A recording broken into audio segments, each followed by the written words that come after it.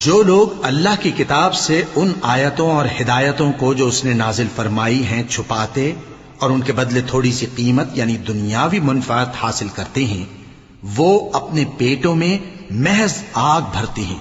ایسے لوگوں سے اللہ قیامت کے دن نہ کلام کرے گا اور نہ ان کو گناہوں سے پاک کرے گا، اور ان کے لیے دکھ دینے والا عذاب ہے۔ یہ وہ لوگ ہیں جنہوں نے ہدایت چھوڑ کر گمراہی اور بخشش چھوڑ کر عذاب خرید لیا۔ یہ آتش جہنم کی کیسی برداشت کرنے والے ہیں۔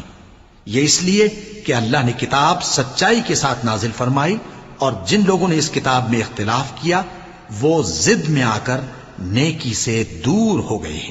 اے نبی، تم سے پوچھتے ہیں کہ کون کون سی چیزیں ان کے لیے حلال ہیں۔ ان سے کہہ دو کہ سب پاکیزہ چیزیں تم کو حلال ہیں، اور وہ شکار بھی حلال ہے جو تمہارے لیے ان شکاری جانوروں نے پکڑا ہو جن کو تم نے سدھا رکھا ہو، اور جس طریق سے اللہ نے تمہیں شکار کرنا سکھایا ہے اس طریق سے تم نے ان کو سکھایا ہو۔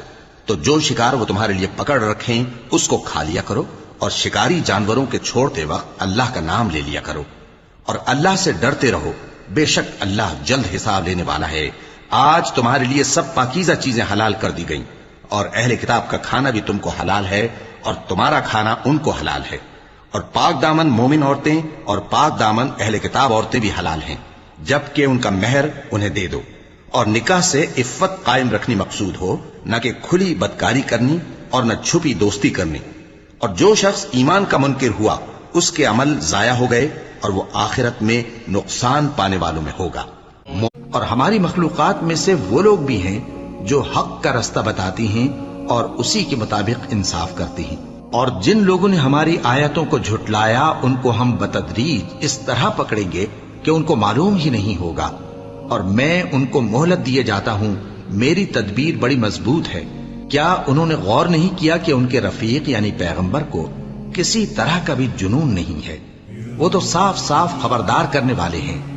کیا انہوں نے آسمان اور زمین کی بادشاہت میں اور جو چیزیں اللہ نے پیدا کی ہیں ان پر نظر نہیں کی، اور اس بات پر خیال نہیں کیا کہ عجب نہیں کہ ان کی موت کا وقت نزدیک پہنچ گیا ہو؟ تو اس کے بعد وہ اور کس بات پر ایمان لائیں گے؟ جس شخص کو اللہ گمراہ رہنے دے اس کو کوئی ہدایت دینے والا نہیں، اور وہ ان گمراہوں کو چھوڑے رکھتا ہے کہ اپنی سرکشی میں پڑے بہکتے رہے۔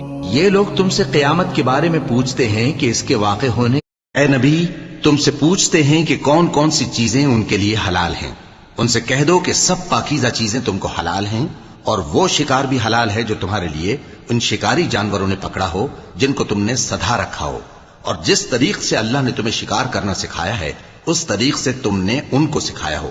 تو جو شکار وہ تمہارے لیے پکڑ رکھیں اس کو کھا لیا کرو، اور شکاری جانوروں کے چھوڑتے وقت اللہ کا نام لے لیا کرو، اور اللہ سے ڈرتے رہو، بے شک اللہ جلد حساب لینے والا ہے۔ آج تمہارے لیے سب پاکیزہ چیزیں حلال کر دی گئیں، اور اہل کتاب کا کھانا بھی تم کو حلال ہے اور تمہارا کھانا ان کو حلال ہے، اور پاک دامن مومن عورتیں اور پاک دامن اہل کتاب عورتیں بھی حلال ہیں، جبکہ ان کا مہر انہیں دے دو، اور نکاح سے عفت قائم رکھنی مقصود ہو، نہ کہ کھلی بدکاری کرنی اور نہ چھپی دوستی کرنی۔ اور جو شخص ایمان کا منکر ہوا اس کے عمل ضائع ہو گئے، اور وہ آخرت میں نقصان پانے والوں میں ہوگا۔